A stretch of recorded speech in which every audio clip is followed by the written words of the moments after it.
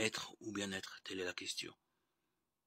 Un des problèmes que pose l'expression bien-être est qu'elle ne tient pas vraiment ses promesses. Pourquoi? Parce que si l'on se fie à son sens littéral, elle oriente sa compréhension vers la réalité, puisqu'il est question d'être.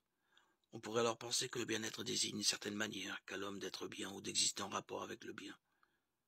Mais il n'en est rien, car le sens courant et même unique de l'expression renvoie plutôt à un sentiment, ou plus précisément à un ensemble de conditions de vie, qui sont supposées à même de faire naître en l'homme un ressenti, qui est un ressenti de bien-être.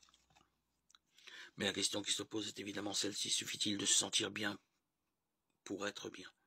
Supposons en effet qu'un homme soit attaché à une table d'opération sous l'emprise d'un narcotique et que des câbles soient introduits dans sa boîte créatinienne qui envoie dans des centres cérébraux localisés des doses de courant ayant pour effet de mettre et de maintenir cet homme dans un état constant d'euphorie. Les traits de son visage expriment du reste effectivement cet état de bien-être maximal. Le médecin président à l'expérience explique alors à ses visiteurs qu'il est techniquement faisable de prolonger l'expérience pendant près de 10 ans, au-delà desquels il suffira d'éteindre la machine pour mettre un terme à la vie de cet homme, et par là à l'expérience. Si le médecin demande à ses visiteurs lequel d'entre eux souhaite vivre cette expérience de bien-être, il est clair qu'il trouverait peu de volontaires. Mais pour quelle raison, alors même qu'il est indéniable que l'homme sanglé sur la table d'opération est dans un sentiment de bien-être nettement plus intense que ceux qui assistent à l'expérience?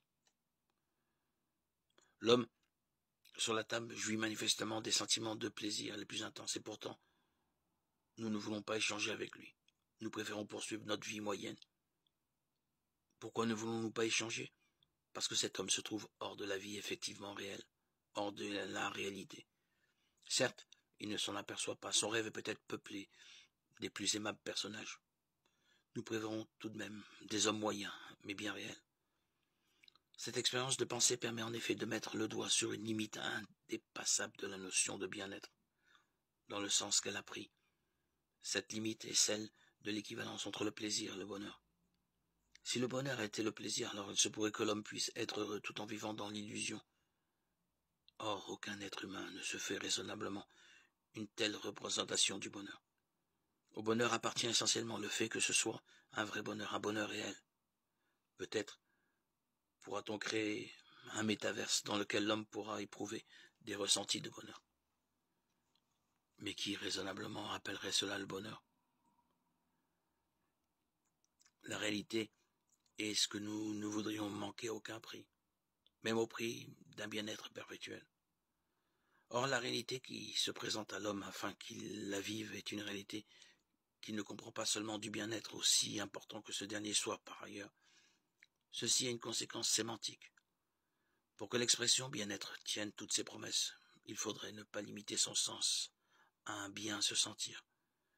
Car l'être humain sait parfaitement que son bonheur, c'est-à-dire l'accomplissement de son être dans le bien, passe par des tranches de vie qui n'ont rien à voir avec le bien-être communément entendu. Il sait que l'être l'emportera toujours sur le bien-être.